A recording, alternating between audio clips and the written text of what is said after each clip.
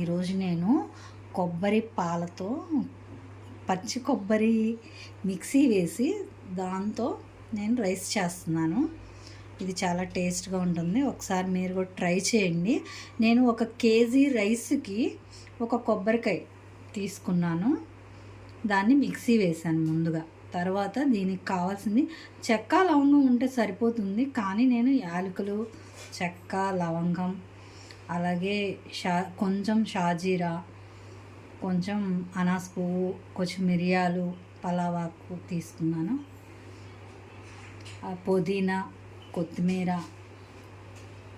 తరిగిన ఉల్లిపాయలు 2 టమాటోలు, ఒక 6-7 పచ్చిమిర్చి, 2 స్పూన్లు అల్లం వెల్లుల్లి పేస్టు. దీన్ని స్టార్ట్ చేసేద్దామండి. ముందుగా ఆయిల్ వేసేద్దాం. ఆయిల్ లేకపోతే నెయ్యి వేద్దాము. కేజీకి తగినంత ఆయిల్, ఒక 4 స్పూన్స్, ఎక్కువే పడుతుంది, 4 స్పూన్స్ పడుతుంది.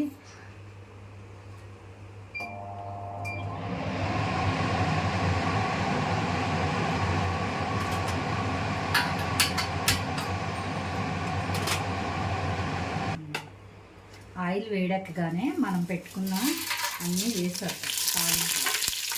అలాగే అల్లం, ఆనియన్స్ కూడా వేసేసి బాగా వేపాలి. ఇది బాగా ఫ్రై, పచ్చిమిర్చి కూడా వేసి బాగా ఫ్రై చేసుకున్నాం. లాస్ట్ టైము కొబ్బరి పాలతో చూపించాను కదా, ఈరోజు కొబ్బరి మిక్సీ వేసి కొబ్బరి వేసేసుకుంటాం. జీడిపప్పులు కూడా వేసేద్దాము.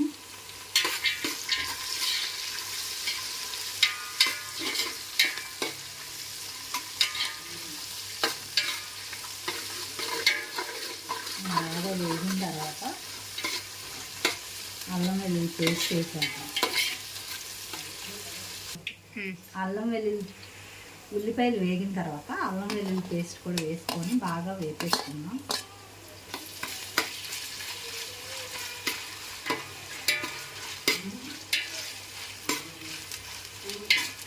అల్లం వెల్లుల్లి పేస్ట్ బాగా వేగిన తర్వాత టమాటా కూడా వేసేసుకుందాం.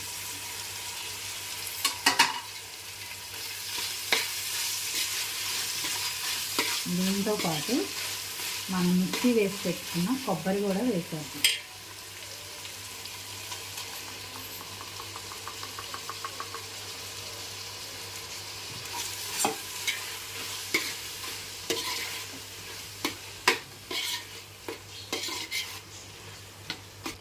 ఈ కొబ్బరి బాగా వేగిపోయిన తర్వాత పుదీనా కూడా వేసేసుకుందాం.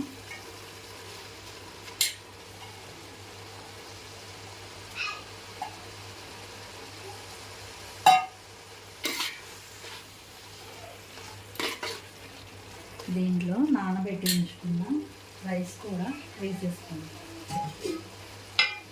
ఎసరిపోయిన రైస్ వేపన. ఇప్పుడు ఎసరు పోసుకుందాము. 1కి 2. ఇది బాస్మతి రైస్. బాస్మతి రైస్ ముందుగానే నానబెట్టాను. 1కి 2 ఎసరు పోసుకుందాము. తగినంత సాల్ట్ వేసుకుందాము. అలాగే బాగా మరగనిద్దాము.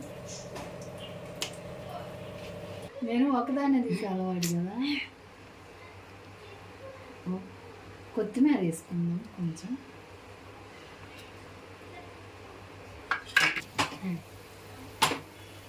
ఎసరు మరిగిన తర్వాత ఈ రైస్ వేసేసుకుందాం.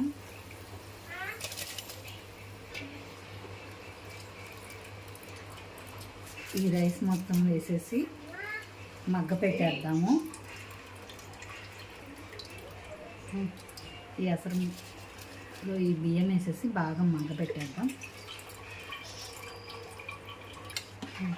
ఇది బాగా కలిపేసేసి ఒక పావు గంట మగ్గనిచ్చేద్దాం. ముందు హైలో ఈ నీరంతా ఎగిరిపోయిన తర్వాత ఒక 10 నిమిషాలు మగ్గ పెడితే కోకోనట్ రైస్ రెడీ అవుతుంది. ఇలా దగ్గరకు వచ్చిన తర్వాత మూత పెట్టేసి సిమ్లో పెట్టేసి ఒక 10 నిమిషాలు మగ్గ పెట్టేద్దాం.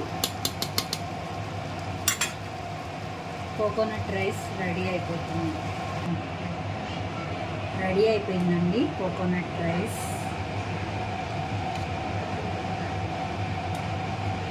దీనికి కాంబినేషన్గా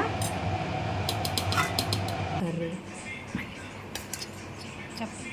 రొయ్యల కర్రీ, అలాగే మటన్ కర్రీ. ఒకసారి ఇలా మీరు కూడా ట్రై చేయండి. Thank you.